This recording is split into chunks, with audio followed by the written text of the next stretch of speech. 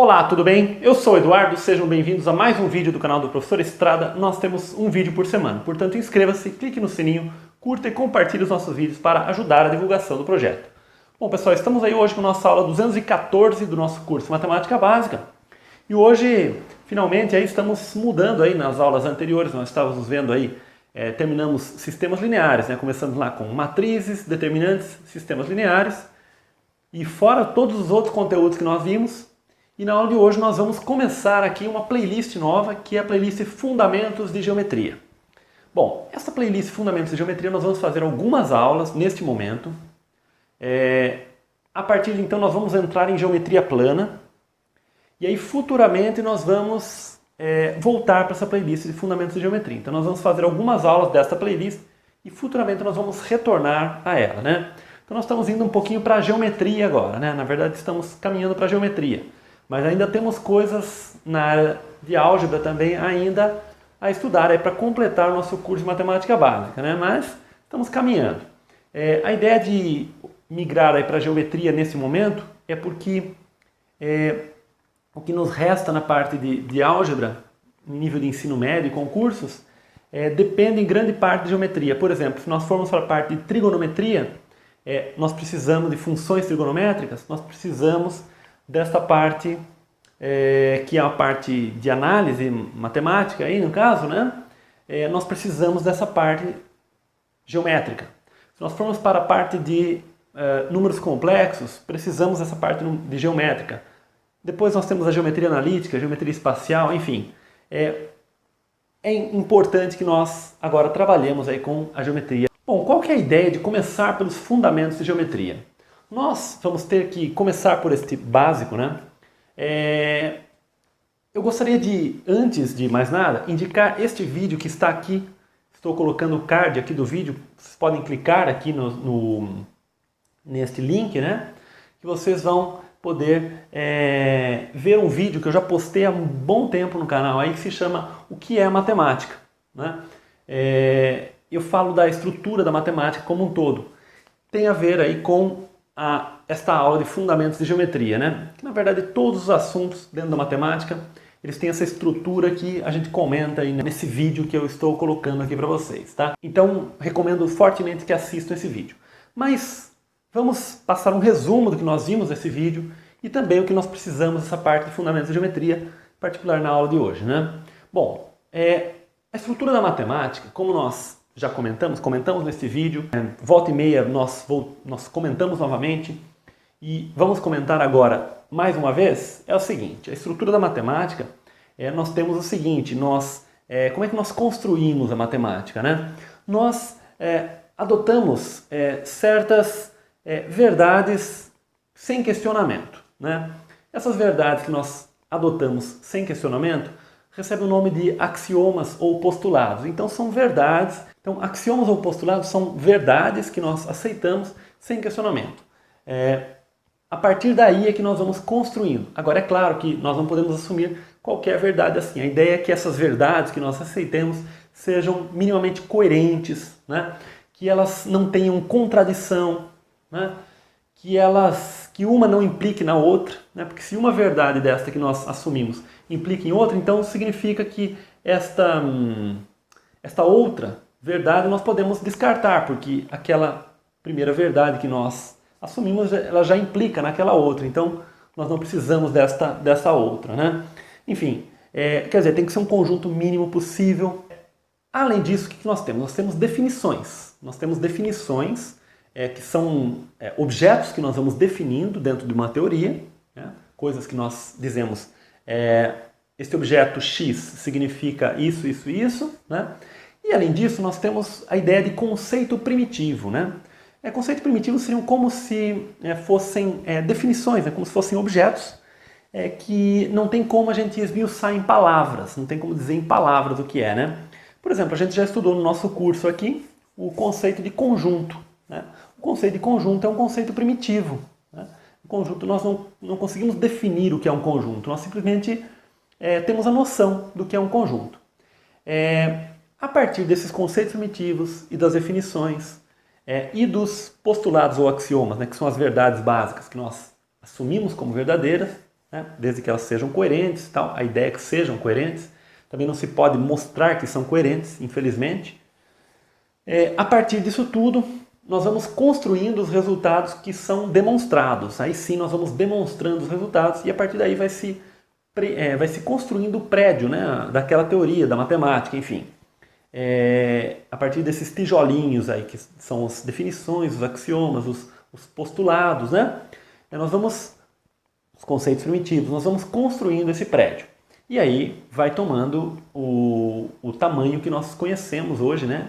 Matemática está extremamente vasta, né? Em várias áreas ela se expandindo, né? Vocês estão percebendo aí, né? Para fazer um curso de matemática básica, a gente já está na aula 214 e ainda tem muita coisa para falar. Imagina se a gente continuar, né? A gente vai continuar esse curso, vai ter infinito. Não tem como a gente parar, né? Ele vai se construindo esse conhecimento aí. Bom, relembrando também o que nós comentamos naquele vídeo, o que é matemática, no início do século XX, um matemático chamado Hilbert, ele colocou um dos objetivos, ele era um matemático famoso na época, né? E ele colocou um dos objetivos para a comunidade que se construísse um conjunto de axiomas para determinada área da matemática, que conseguisse demonstrar todos os resultados possíveis, imagináveis, todas as afirmações, né, daquela área pudessem ser demonstradas como verdadeiras ou falsas por aqueles axiomas ou postulados e conceitos e tudo mais. E aí veio um matemático alemão chamado Gödel, né, Kurt Gödel, que mostrou exatamente o contrário, que não é possível construir esse conjunto de axiomas. Sempre vão existir fatos, né, afirmações que não serão possíveis de serem demonstradas, afirmações que não serão verdadeiras nem falsas, enfim. Deu um nó na cabeça dos matemáticos que até hoje é um assunto bastante complexo isso. Quem se aprofunda nesse estudo são os lógicos, né? São aqueles que se dedicam ao estudo da lógica, a lógica pura mesmo, né? A lógica pura pode ser entendida até como uma área da filosofia, né? Tanto que algumas universidades têm a área de lógica, né? O centro de lógica está dentro da universidade do instituto, né? Do departamento, enfim, de filosofia. Mas é matemática, né? Nós temos grandes lógicos, inclusive no Brasil mesmo nós temos lógicos famosos, né? Que se debruçam sobre esse estudo, né? Vão na raiz realmente, né? Digamos assim, é como se na matemática nós estamos estudando de certa forma a raiz dos problemas, né? Estamos indo no cerne das questões. Mas é como se debaixo dessa raiz tivesse uma raiz ainda mais profunda, né? E essa raiz que é a lógica, né? Como é que as coisas funcionam? E aí tem Aristóteles, e aí começa a questão da ciência, né? Como é que se organiza a ciência, o Karl Popper, né? Que tem com as suas noções de modelo científico, e aí começa a ter essa intersecção entre o que é matemática, o que é ciência, começa a se ter toda essa discussão, enfim, é um assunto que vai se expandindo muito, é um tema muito profundo, na verdade, tá? Nosso objetivo aqui, um curso de matemática básica, não é a gente se aprofundar, mas tenho certeza de que realmente é um tema que vai na raiz realmente tenta, né, pelo menos, ir na raiz da epistemologia, digamos assim, que é o conhecimento científico, né? Como é que se constrói, como é que são os tijolinhos mais básicos ali que constroem esse conhecimento científico que a gente tem, né? Quer dizer, a ideia quando a gente coloca um axioma, né, uma verdade básica, a gente consegue mostrar que aquilo ali é verdadeiro, que é coerente, que não é, infelizmente não consegue. Então, quer dizer, é realmente um assunto extremamente complexo e ao mesmo tempo fascinante, né? Fascinante e muito difícil também. Mas, enfim, dentro do assunto da aula de hoje, dentro da Fundamentos da Geometria, quais são os nossos conceitos primitivos que nós vamos trabalhar aí? Bom, os conceitos primitivos que vão aparecer aí na geometria, os básicos aí que vão aparecer, é o conceito de ponto, o conceito de reta e o conceito de plano. né?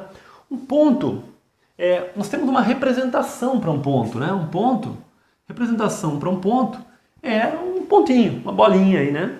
Pintada. A representação para uma reta é uma linha, né? Uma linha, uma reta. E representação para um plano, né? Então isso são representações, né? E como é que nós denotamos aí um ponto, né? Um ponto nós denotamos como as letras maiúsculas do nosso alfabeto. Ponto A, ponto B, ponto C, assim por diante.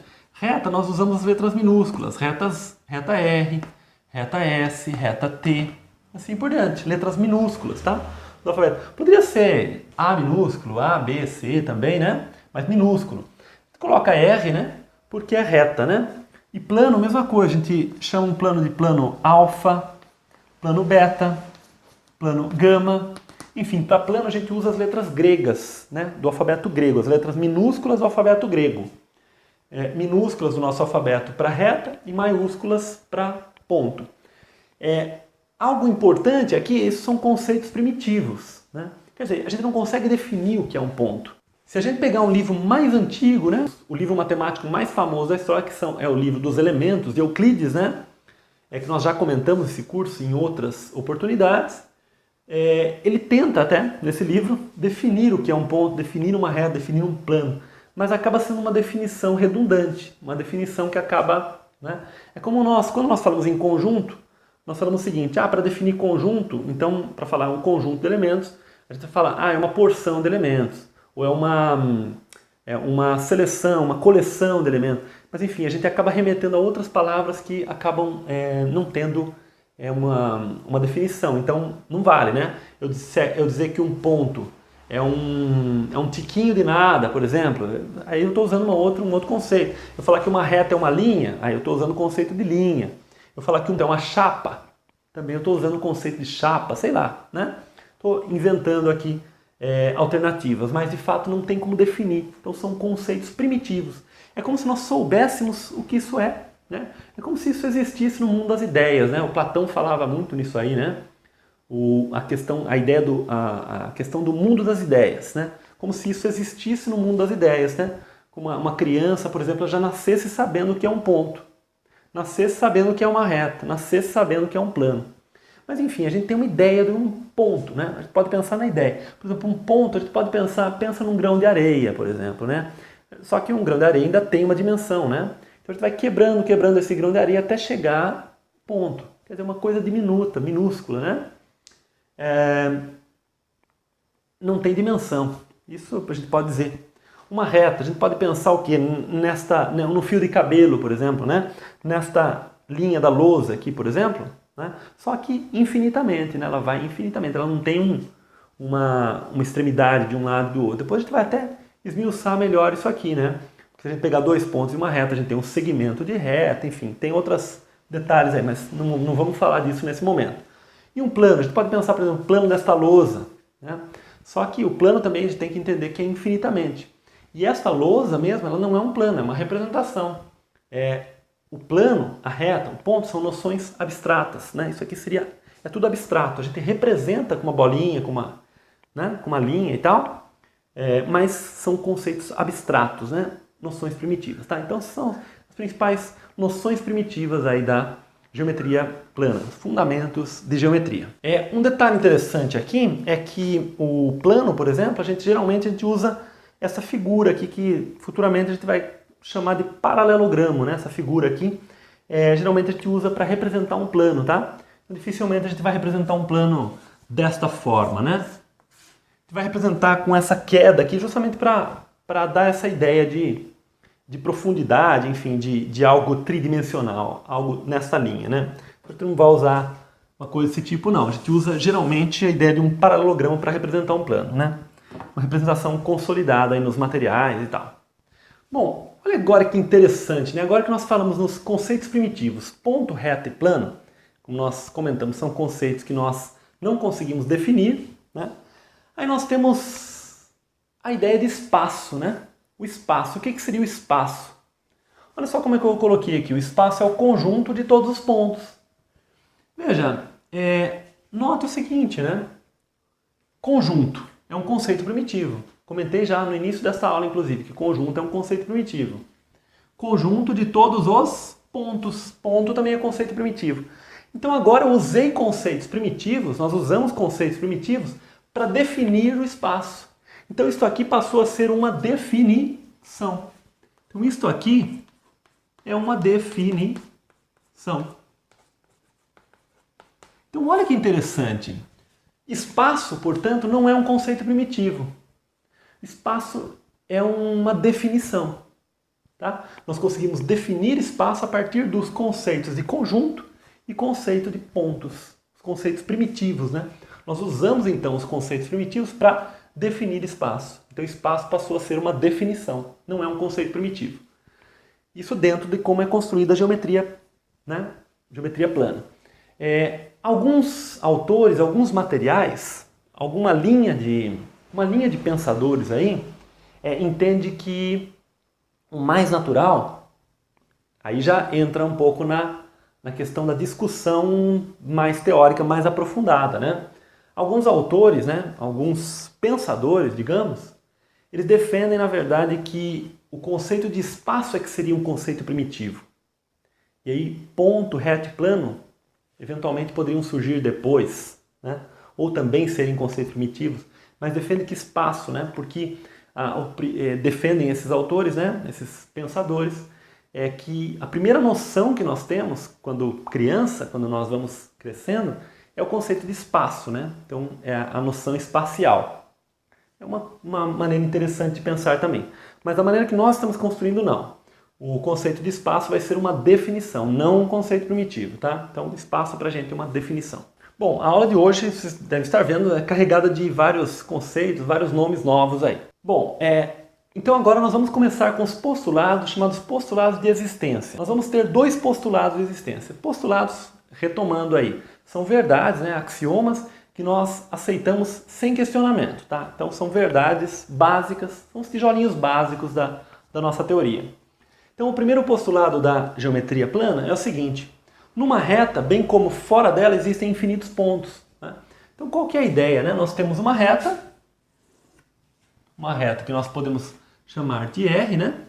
E tanto nela quanto fora dela, por exemplo, nós temos aqui o quê? Infinitos pontos, olha. D, né? Nós temos infinitos pontos.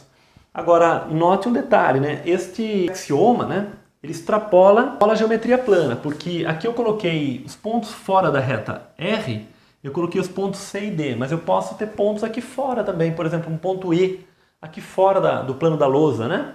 Então eu posso ter, né, numa reta, como fora dela, tem infinitos pontos. Então, tem infinitos pontos aqui nesta reta, e fora dela também tem infinitos pontos, né, no entorno aí. Isto, apesar de, ao menos para mim, parecer algo bastante intuitivo, parece interessante, né? Nós admitirmos que uma reta tem infinitos pontos, que fora dela também, né? Parece interessante. Por que não haveria uma quantidade infinita? Se a reta é infinita, ela vai para lá e para cá infinitamente, e o espaço aqui também é infinito, por que nós não teríamos infinitos pontos, né? Embora seja intuitivo, seja interessante assumir isso aqui, não é possível demonstrar. Por isso é uma verdade básica, um postulado. Quer dizer, nós não conseguimos demonstrar que numa reta, bem como fora dela, tem infinitos pontos. Nós temos que assumir como verdade, tá? Nós não conseguimos demonstrar isso aí, tá? Então essa que é a ideia de um axioma, uma verdade que parece bem interessante, parece coerente nós assumirmos, e tem que ser assim. Caso contrário, nós poderíamos estar construindo uma teoria de utilidade duvidosa, né? Seria ainda uma teoria correta, né? Se nós assumíssemos, por exemplo, que numa reta, em vez de infinitos pontos, tivesse somente 1000 pontos, por exemplo, e fora dessa reta tivesse somente 40 pontos, poderia ser feito isso aí? Poderia, mas levaria a uma outra construção da matemática que não permitiria uma série de resultados que nós temos atualmente, né? Enfim, então a ideia dos axiomas é que tenham relação aí, que sejam úteis também para aquilo que a gente quer construir, né? Então é interessante, né? Nós assumimos isso aí. Bom, a ideia de pontos, né, um ponto passa a ser um elemento da reta. Então nós temos a ideia que, por exemplo, o ponto A, ele pertence, né, à reta R. Então nesse sentido, o ponto A é um elemento, pertence ao conjunto. Né? Elemento pertence ao conjunto. A gente estudou isso em teoria de conjuntos. Né? Caso você não se lembre bem, volta à nossa playlist antiga aí de teoria dos conjuntos. Está no canal aí. Então R é o conjunto, um conjunto de pontos. Né? Justamente por esse postulado, uma reta passou a ser um conjunto de pontos. Mas veja que nós não podemos definir uma reta como conjunto de pontos, porque um conjunto de pontos poderia ser...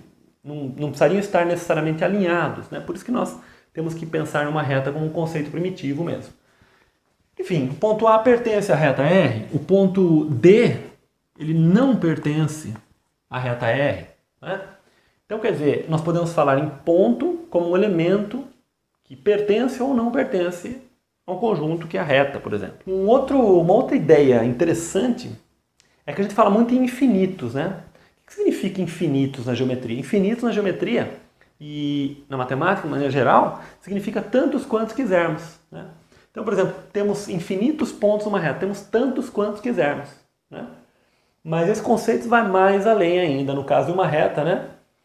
Porque é tantos quantos quisermos e no lugar que nós quisermos. Né? Qualquer ponto aqui tem da reta, existe um ponto ali. Né? Qualquer lugar que a gente passa aqui na reta tem um ponto que está ali. Né? Então essa ideia também. E por fim, gostaria de comentar o seguinte, né? Nós temos também a ideia de colinearidade, né? Então, por exemplo, os pontos A e B, nós dizemos que eles são colineares, né? Quer dizer, estão na mesma reta. Então, pontos em uma mesma reta são colineares, né? Pontos de uma reta são colineares. Ok? Tudo bem, agora nós vamos para o nosso postulado P2, que eu vou escrever e já volto para explicar para vocês. Olha só, a ideia é parecida do postulado envolvendo os pontos que pertencem a uma reta, envolvendo o plano. Né? Num plano, bem como fora dele, existem infinitos pontos também. Um resultado bastante razoável de nós assumirmos, né? Parece, pelo menos relativamente intuitivo, né? Num plano, pode ser um plano alfa aqui, né? Nós temos infinitos pontos, ponto A, ponto B, né?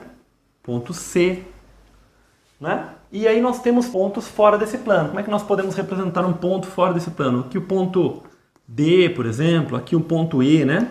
Então nós temos que imaginar esse plano aqui, esse ponto D e esse ponto E estão fora desse plano, né? Vamos imaginar, aqui estaria o plano da lousa, por exemplo. Um ponto fora do plano seria um ponto aqui fora, ok?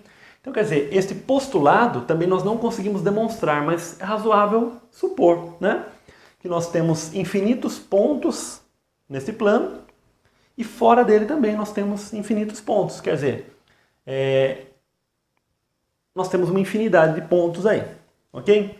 Da mesma forma, nós podemos escrever aqui, né? Ponto A pertence ao plano alfa.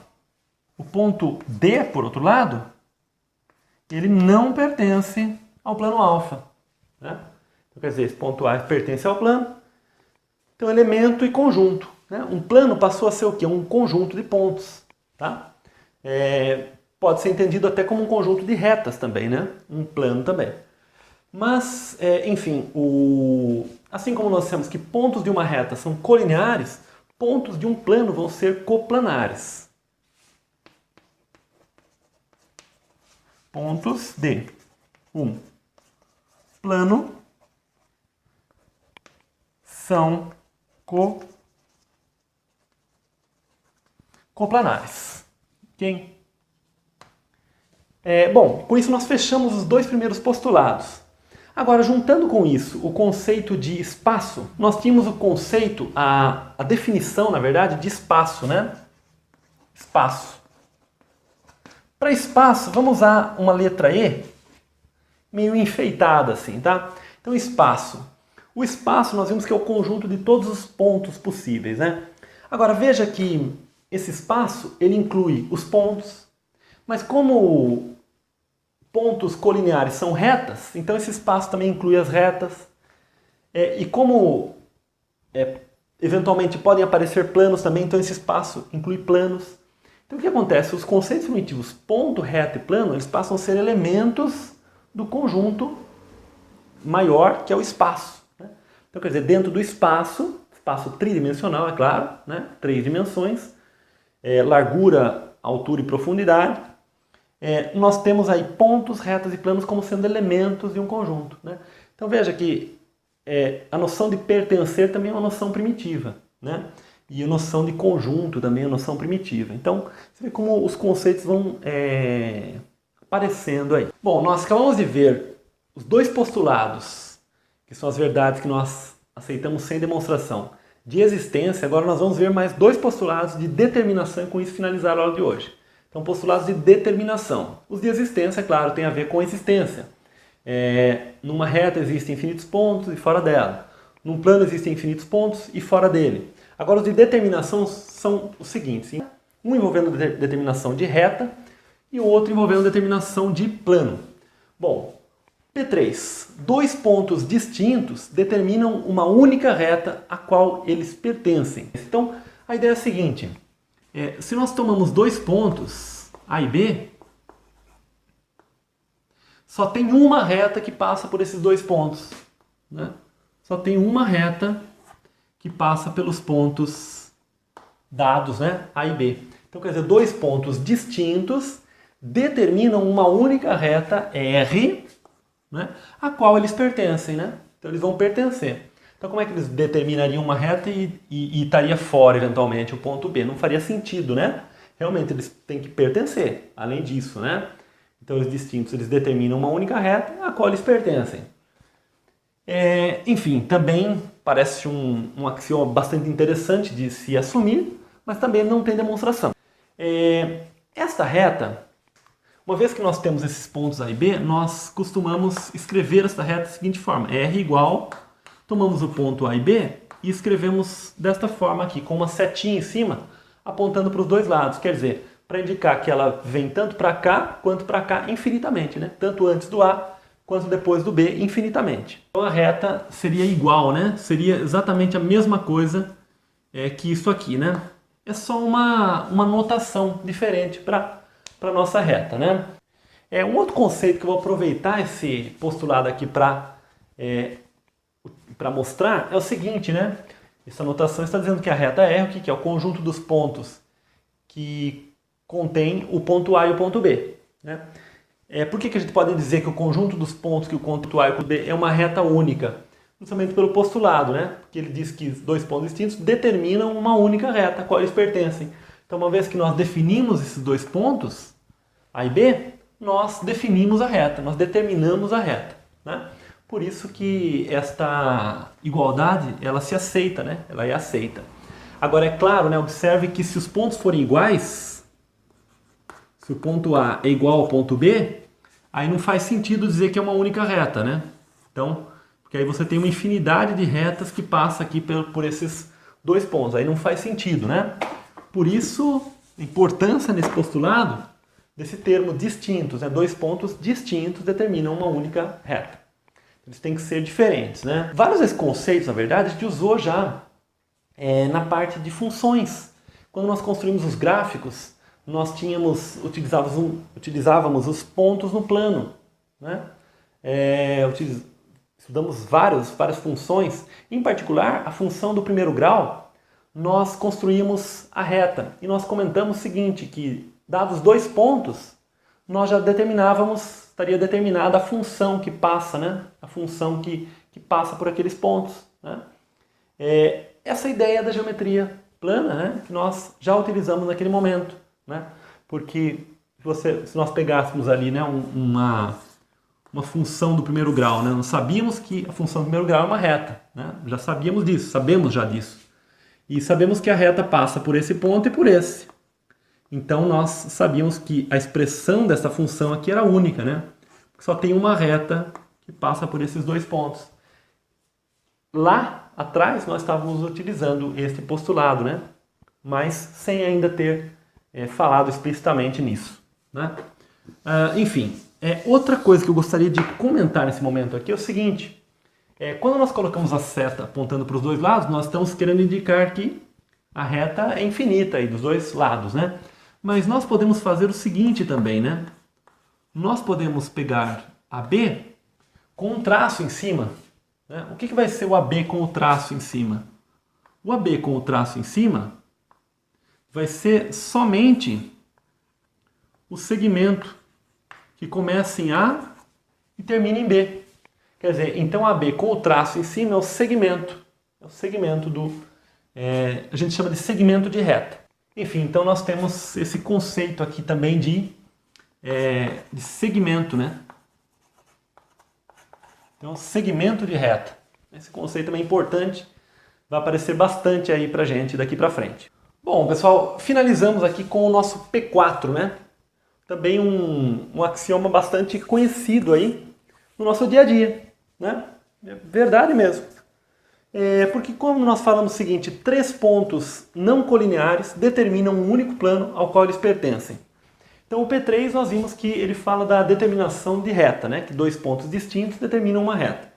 O P4 diz que 3 pontos não colineares determinam um plano. Veja que ele não precisa falar que são pontos distintos, né? Porque eles têm que ser distintos, porque se eles são não colineares, né? Não poderia acontecer de nós termos, por exemplo, o A igual a B aqui, por exemplo, e o C.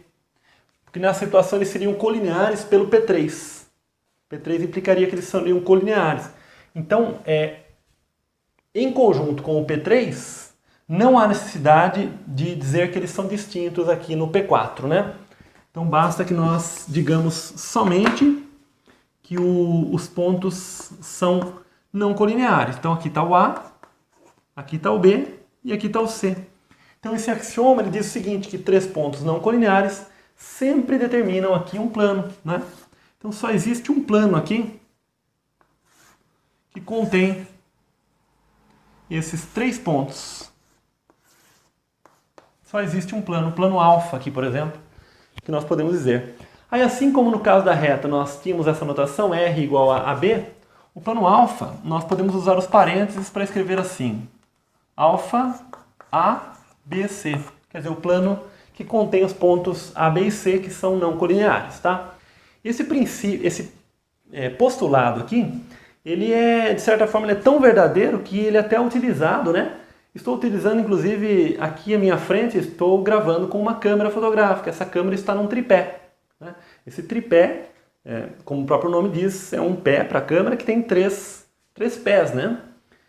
Então, necessariamente, esses 3 pés, eles vão estar sempre no mesmo plano. Portanto, não vai ter questão de desequilíbrio, né? Da câmera ficar balançando e não ter algum equilíbrio, né? Por exemplo, quando nós temos uma cadeira com 4 pés, muitas vezes acontece de um dos pés estar desequilibrado, né, com os outros. Então nós colocamos um calço num deles para que os 4 fiquem no mesmo plano, porque 4 pontos nós não garantimos que eles estão no mesmo plano. Tem que ser muito bem feita a cadeira, ou então o chão tem que estar bem nivelado, né? Porque às vezes a cadeira é bem feita, mas o chão não tem uma boa estrutura ali para... não foi bem planificado, né? Enfim, então essa ideia do tripé é que aparece aqui, né? Então 3 pontos não colineares determinam o plano. Só existe um plano que contém esses 3 pontos. Bom, pessoal, nós então passamos essa introdução aí, né, sobre os fundamentos de geometria. Vimos aí os postulados de existência, 2 postulados, e 2 postulados de determinação, de reta e de plano. Na aula que vem nós vamos dar continuidade a essa playlist Fundamentos de Geometria, para futuramente nós podemos entrar aí na geometria plana. Espero que estejam gostando. Um grande abraço, até o próximo vídeo, tchau!